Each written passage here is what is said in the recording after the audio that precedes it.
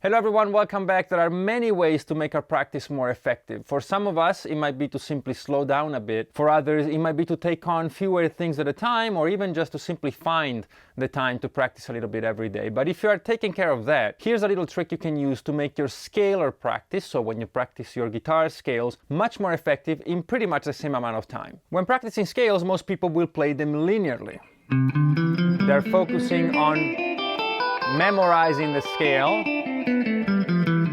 Maybe they're focusing on their picking hand, maybe on the right fingering, and that's certainly valid. But the idea here is that as I practice my scales, as I memorize them, I will also improve different aspects of my technique. Mainly coordination, control of the fingers, we'll develop picking technique because we're gonna do string skipping and all kinds of stuff. And we'll also develop our ear, because our ear now will not perceive the scale simply as linearly, but also in all the different intervals that make it up and all the distances between all the notes of the scale to every other note. This, of course, I will demonstrate with C major, as I often do, but feel free to apply it to any other scale you know, in all positions. If you're my patron, you'll be able to download all the tabs from this video, but otherwise feel free to just pause it and write it down yourself. So let's begin. There are 7 intervals, which are seconds, thirds, fourths, fifths, sixths, and sevenths. And let me demonstrate each one of them for you, and we're gonna start with seconds. Seconds means that we're gonna play each note and then the one following it. So from C to D, and D to E, E, and F. And you might think this is the same thing as our usual linear playing, but really it isn't, because we're going to start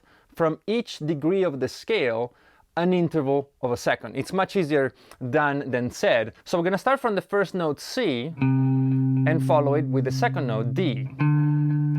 And now we're going to build the same interval from the second note. So we're going to play D and E, and then E and F, F and G, G and A and B, and so on. Throughout the whole video, I'm going to use alternate picking.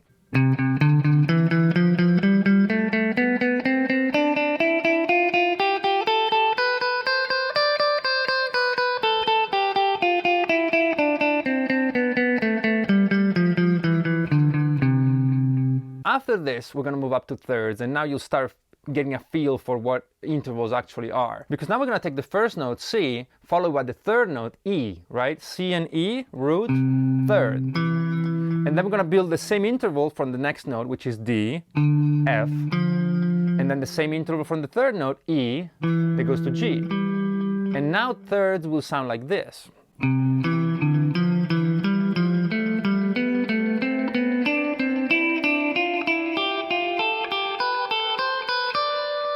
And you can see how it sounds different. I'm developing an ear for the sound of the thirds. There are major thirds and minor thirds in this exercise. My pick is kind of jumping all over the place. My fingers have to do all kinds of dance on the frets, so it becomes more challenging. And as soon as you get all the way up here, then you apply the same thing backwards.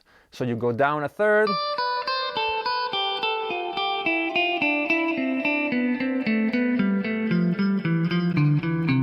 just like that. I'm going to show it to you from close-up.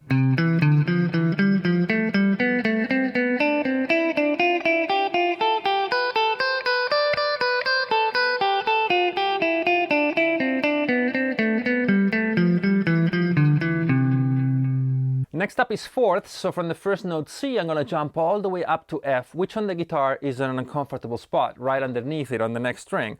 And so I have to do a roll, like this, and then of course D to G, E to A, F to B, and so on. And I'm always following the scale, so these are all diatonic intervals. So some fourths will be perfect, some others will be augmented, same with thirds, might be major and minor, and so on. So I always follow the scale, I'm always playing natural notes in this case.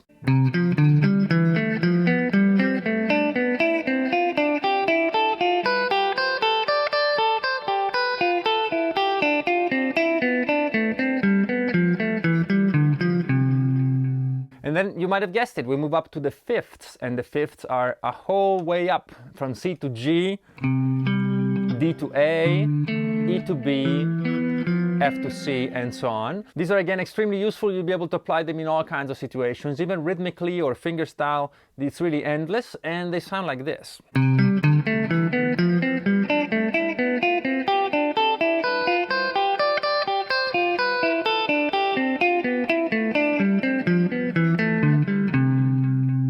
Then we move up to the sixth, which I love the sound of, and again, from C to A, from D to B, and so on. And this is what it sounds like.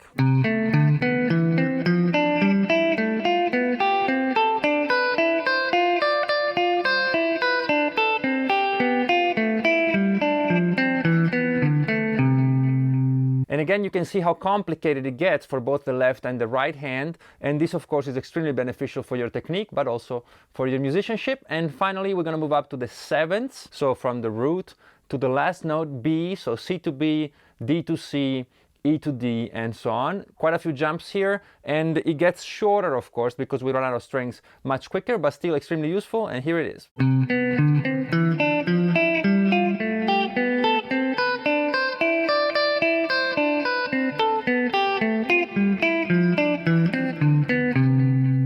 And there you go, 6 great exercises you can apply to your regular scale practice. I hope you enjoyed the video and found it useful. If you'd like to support the channel, please check out all the links below. I'll of course love to see you on my Patreon, but if not, there's other options down there. But no matter what you do, I'll see you next week for more. And thanks as always for being there. And thanks for trying to improve weekly. I'll see you soon.